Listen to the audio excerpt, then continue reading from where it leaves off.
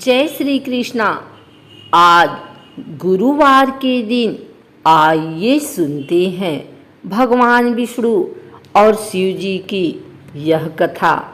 क्या आप बद्रीनाथ की कहानी जानते हैं? यह वो जगह है जहाँ शिव और पार्वती रहते थे। यह उनका घर था। एक दिन नारायण यानी विष्णु के पास नारद गए और बोले, आप मानवता के लिए एक खराब मिसाल हैं। आप हर समय शीश नाग के ऊपर लेटे रहते हैं। आपकी पत्नी लक्ष्मी हमेशा आपकी सेवा में लगी रहती हैं और आपको लाड करती रहती हैं। इस ग्रह के अन्य प्राणियों के लिए आप अच्छी मिसाल नहीं बन पा रहे हैं। आपको सृष्टि के सभी जीवों के लिए कुछ अर्थपूर्ण कार्य करना चाहिए। इस आलोचना से बचने और साथ ही अपने उत्थान के लिए भगवान को भी ऐसा करना पड़ता है। विष्णु तप और साधना करने के लिए सही स्थान की तलाश में नीचे हिमालय तक आए। वहाँ उन्हें मिला बद्रीनाथ, एक अच्छा छोटा सा घर जहाँ सब कुछ वैसा ही था जैसा उन्होंने सोचा था। साधना के लिए सबसे आदर्श जगह लगी उन्हें यह। वह उस घर के अंदर गए। घुसते ही उन्हें पता चल गया कि यह तो शिव का निवास है और वह तो बड़े खतरनाक व्यक्ति हैं। अगर उन्हें गुस्सा आ गया तो वह आपका ही नहीं, खुद का भी गला काट सकते हैं। ऐसे में नारायण ने खुद को एक छोटे से बच्चे के रूप में बदल लिया और घर के सामने बैठ गए। उस वक्त शिव और पार्वती बाहर कहीं टहलने गए थे। जब वे घर वापस लौटे तो उन्होंने देखा कि एक छोटा सा बच्चा जोर जोर से रो रहा है। पार्वती को दया आ गई। उन्होंने बच्चे को उठाने की कोशिश की। शिव ने पार्वती को रोकते हुए कहा, इस बच्चे को मत छूना। पार्वती ने कहा, कितने क्रूर हैं आप, कैसी नासमझी की बात कर रहे हैं।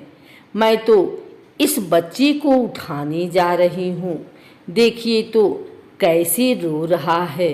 शिव बोले, जो तुम देख रही हो उस पर भरोसा मत करो।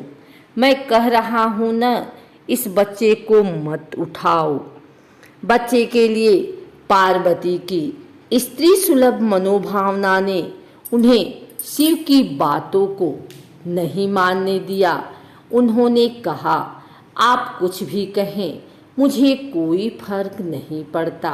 मेरे अंदर की माँ बच्चे को इस तरह रोते नहीं देख सकती। मैं तो इस बच्चे को जरूर उठाऊंगी। और यह कहकर उन्होंने बच्चे को उठाकर अपनी गोद में ले लिया। बच्चा पार्वती की गोद में आराम से था और शिव की तरफ बहुत ही खुश होकर देख रहा था। शिव इसका नतीजा जानते थे, लेकिन करें तो क्या करें। इसलिए उन्होंने कहा, ठीक है, चलो देखते हैं क्या होता है। पार्वती ने बच्चे को खिला पिलाकर चुप किया और वहीं पर छोड़कर खुद शिव के साथ गर्म पानी से स्नान के लिए बाहर चली गई। वहाँ पर गर्म पानी के कुंड हैं। उसी कुंड पर स्नान के लिए शिव पार्वती चले गए। लौटकर आए तो देखा कि घर अंदर से बंद था। शिव तो जानते ही थे कि अब खेल शुरू हो गया है। पार्वती हैरान थी कि आखिर दरवाज़ा किसने बंद किया।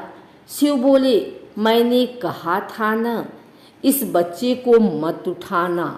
तुम बच्चे को घर के अंदर लाई और अब उसने अंदर से दरवाज़ा बंद कर लिया है। पार्वती ने कहा, अब हम क्या करें? शिव के पास दो विकल्प थे।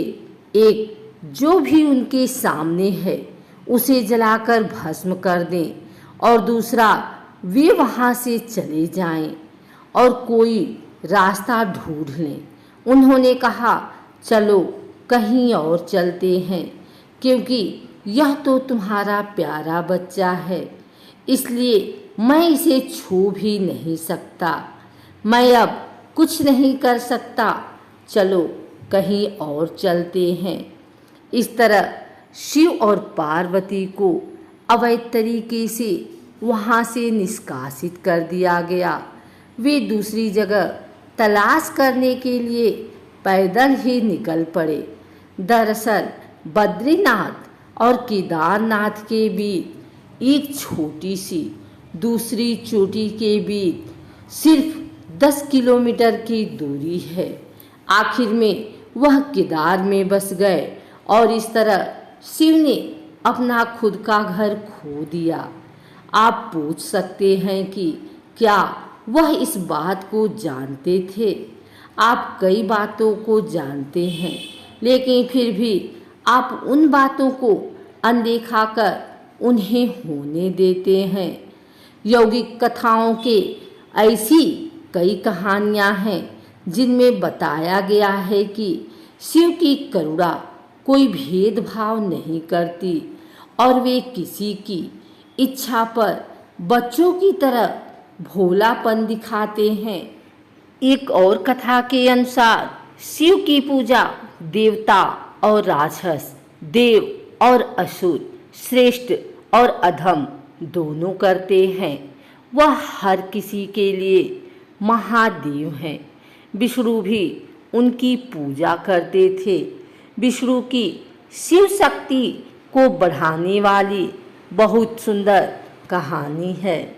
एक बार विष्णु ने शिव से वादा किया कि वह शिव को 1008 कमल अर्पित करेंगे।